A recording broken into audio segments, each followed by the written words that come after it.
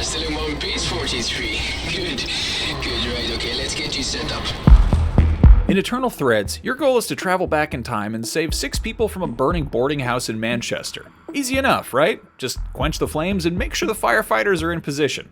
Alas, before warping back to the mid-2010s, your handler makes it clear that you cannot simply stamp out the fire.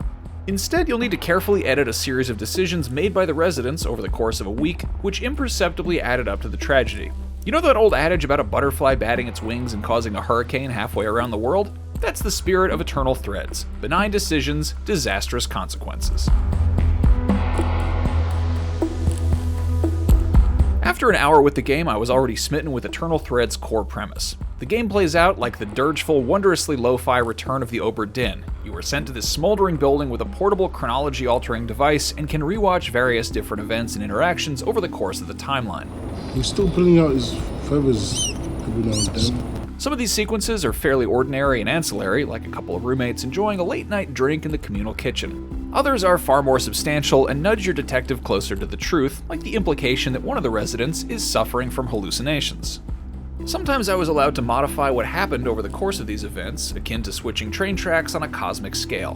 One of our lost souls apparently decided to text an old unhinged lover after a night of drinking. I stepped in and neutralized that terrible choice, which rippled down the newly patchworked chronosphere. Eternal Threads' timeline is pockmarked with all sorts of potential plot points which will only be uncovered if other decisions have been amended along the way. I didn't play enough to see any major payoffs, but early on I did make sure the doctor upstairs received a letter inviting him to join a non-profit overseas. He hadn't been saved from the blaze just yet, but he was now ruminating on a potential life-changing career choice. That's certainly progress, and it made me curious to see how many other strange directions I could pull the denizens of this doomed building.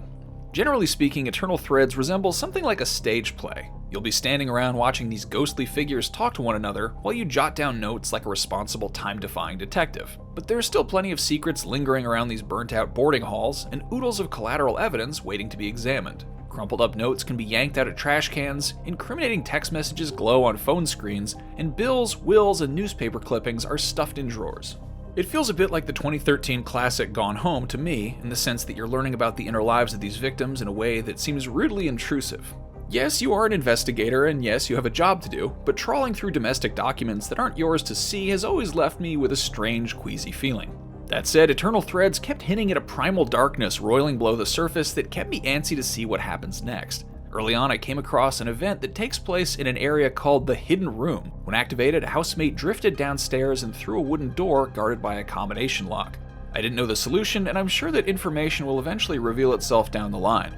When it does, I will bust down that door and certainly find a brand new veneer to better contextualize all of these characters and relationships I've already gotten to know. I can't wait to witness the horrors below. Will it pay off? Who knows? Detective games are a tricky art. They can't be too frustrating or too banal, and the best ones usually find a way to keep upping the ante as you discover, in uncompromising detail, the web of phantasmagoric intrigue that sourced whatever catastrophe emanating around you.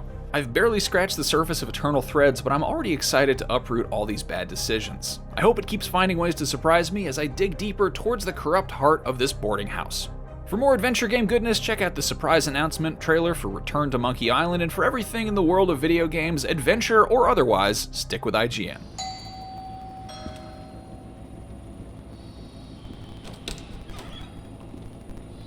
Hiya, you must be Linda.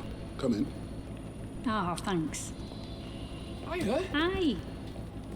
Well, it's good to see you. Oh, and you.